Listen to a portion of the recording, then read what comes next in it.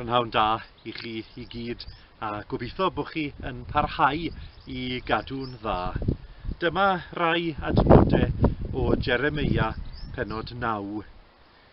Fel hyn y dywed yr arglwydd, nac ymffrostied y doeth yn ei roethineb, na'r cryf yn ei gryfder, na'r cyfoethog yn ei gyfoeth. Ond y sawl sy'n ymffrostied yn hyn, ei fod yn fy neuall ac yn fy adnabod i.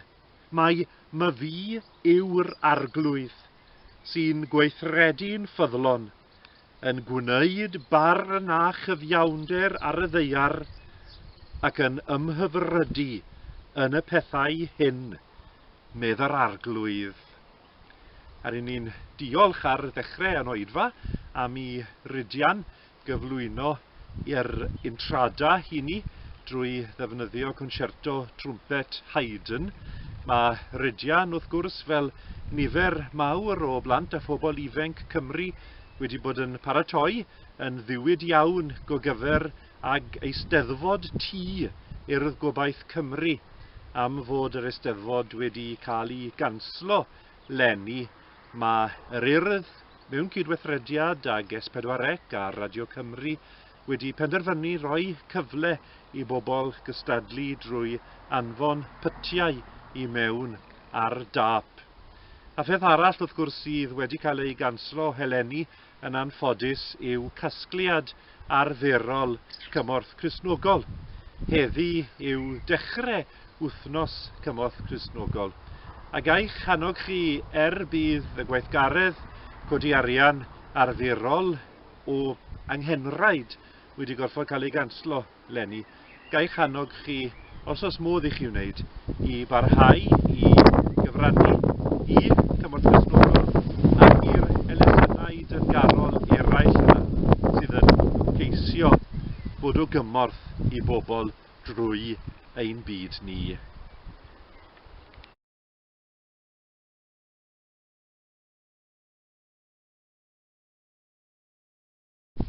Darlleniad o Efengil Ioan 14. Iesu y ffordd at y tad. Peidiwch a gadael i ddim gynhyrfu'ch calon. Credwch yn niw a chredwch yn ofinnau. Yn hif yn had y mae llawer o drigfannau. Pe na byddai felly, a fyddwn ni wedi dweud wrthych fy mod yn mynd i baratoi lle i chwi, ac os af a pharatoi lle i chwi, fe ddo fy nôl, a'ch cymryd chwi ataf fy hun, mwyn i chwythau fod lle rwy fi. Fe wyddoch y ffordd i lle rwy fi'n mynd. Meddai Thomas wrtho, Arglwydd, ni wyddom i ble rwy ti'n mynd? Sut y gallwn wybod y ffordd? Dywedodd Iesu wrtho, fi yw'r ffordd, a'r gwirionedd, a'r bywyd. Nid yw neb yn dod at y tad, ond trwy fi. Os ydych wedi fy adnabod i, byddwch yn adnabod y tad hefyd. Yn wir, ydych bellach yn i adnabod ef, ac wedi i weld ef.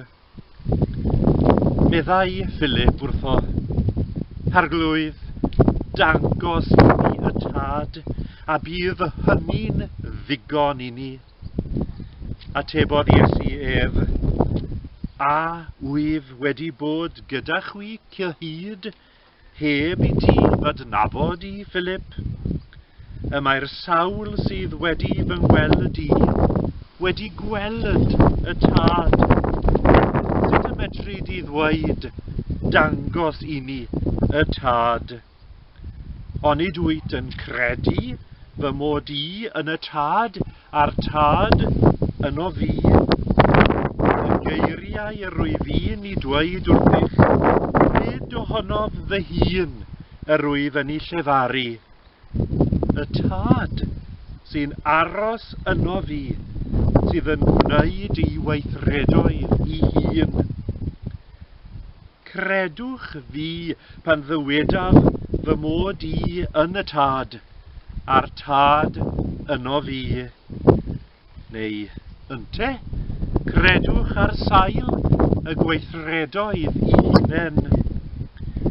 Yn wir rwy'n dweud wrthych, bydd pwy bynnag sy'n credu yno fi, hefyd yn gwneud y gweithredoedd a rwy fi'n i gwneud. Yn wir, bydd yn gwneud rai mwy na'r reini, oherwydd fy mod i'n mynd at y tad. Beth bynnag a ofynnwch yn fy enw i, fe'i gwnaf, mwyn i'r tad gael ei ogoneddu yn y mab. Os gofynnwch unrhyw beth i mi yn fy enw i, fe'i gwnaf. A diolch i Dduw yn tad am y darlleniad hwn o'i air, boed iddo i fendithio fe i ni. Amen. Gadewch i ni gydweddio.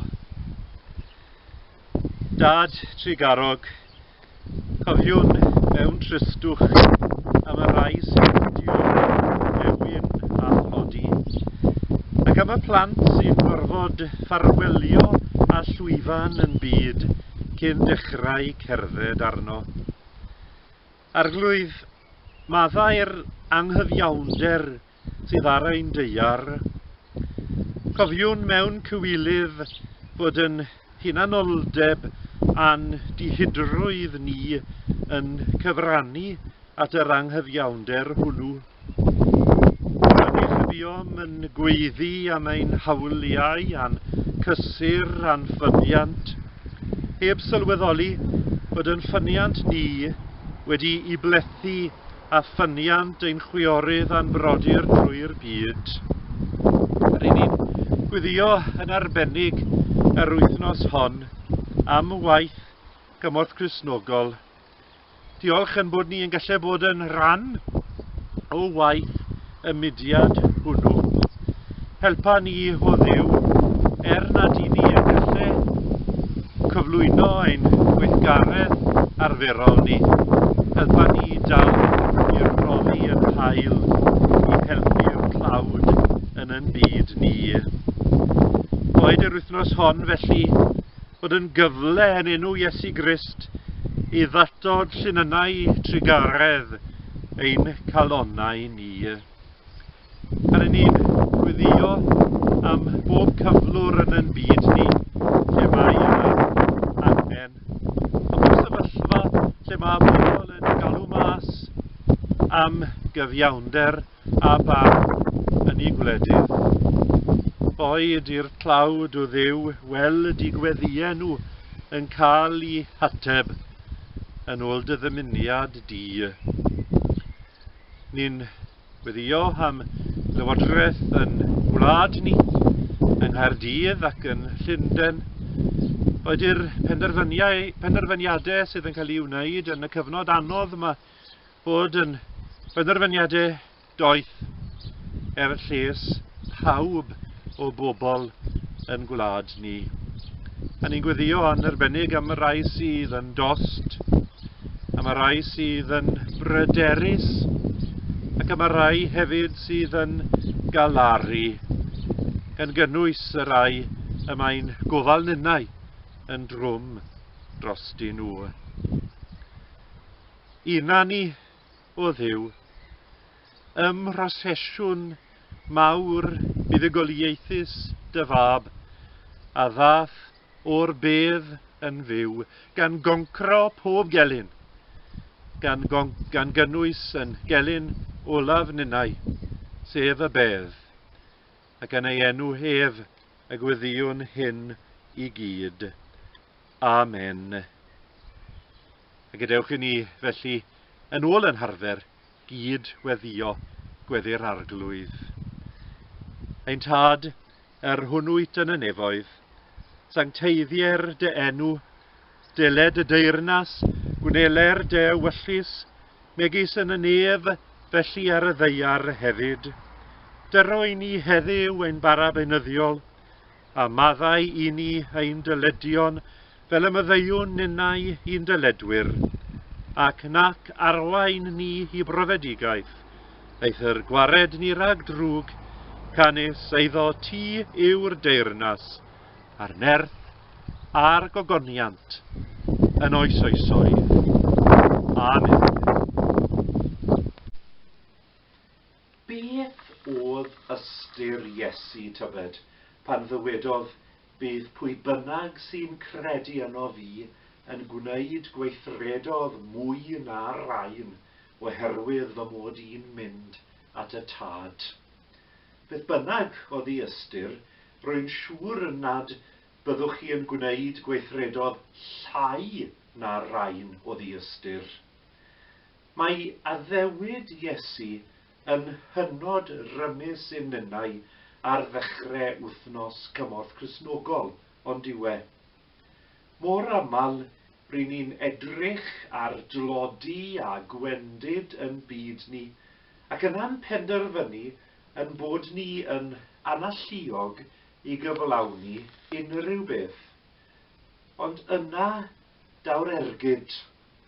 Mae Iesu wedi fy ngwneud yn gwneud ninnau i gyd, yn gyfryngau i hebrwng i deyrnas ef i mewn, i gyflawni yn ôl i addewid ef lles y byd. Ie, i wneud gan yn bod ni yn credu ynddo fe gweithredodd mwy na'r rhain. Mae'n darlleniad ni o ddechrau Ioan 14 heddi yn llawn addewidion syfrdanol fel hyn. Mae ti fy nhad yn llawn trigfannau, meddai Iesu. Beth bynnag a ofynnwch yn fy enw i, fe'i gwnaf. Os ydych wedi fy adnabod i, byddwch yn adnabod y tad hefyd.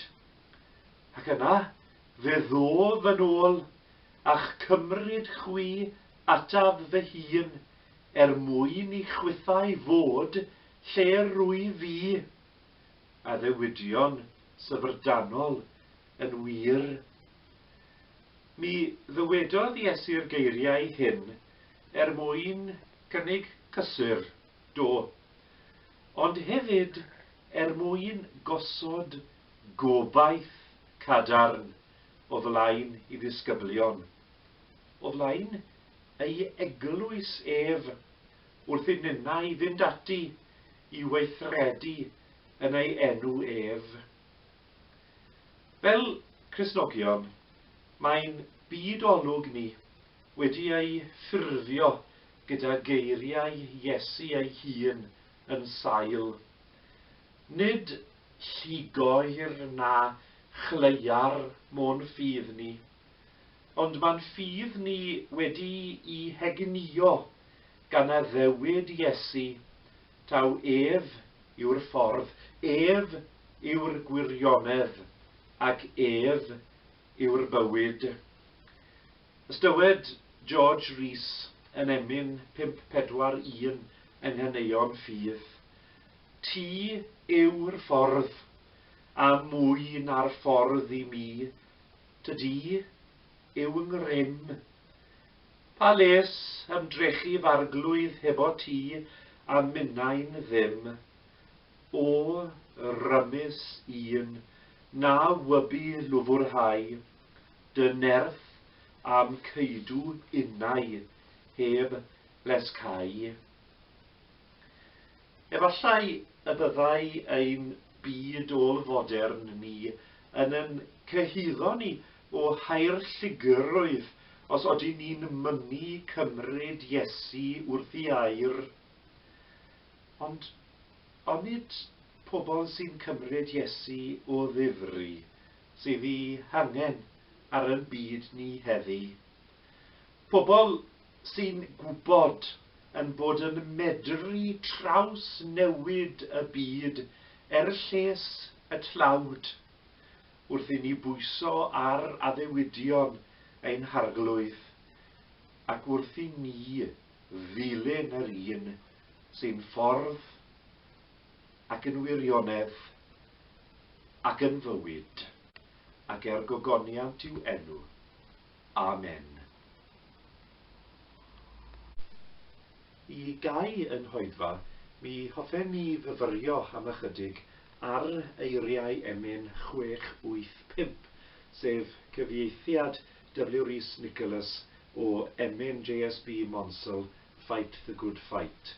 A rwy'n mynd i ddarllen i gyfeiliant y piano gynullion 1, 2 a 4 o Emyn 685.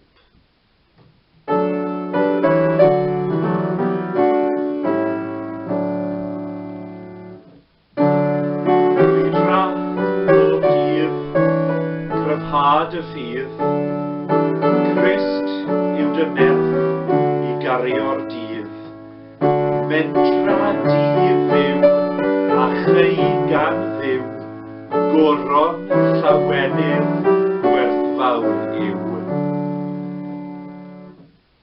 Red yrfa gref trwy ras y nef, cod olwg bri yw weled ef, bywyd a'i her sydd i ti'n dod, Crist yw y ffordd a Crist yw'r nod.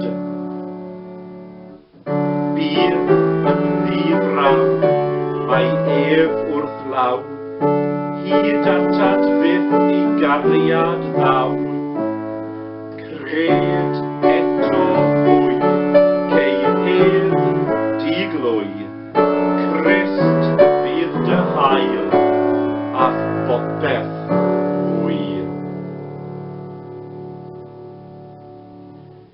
Ac unwaith eto, os oes yna unrhyw fodd y medrwn ni fod o gymorth i chi, boed yn ymarferol neu'n fugeiliol, codwch y ffôn a dewch i gyswllt â ni os gwelwch yn dda. Gadewch i ni weddio. Gras ein harglwydd Iesu Grist, a chariad Duw, a chymdeithas yr ysbryd glân, bydda gyda chwi oll. Amen.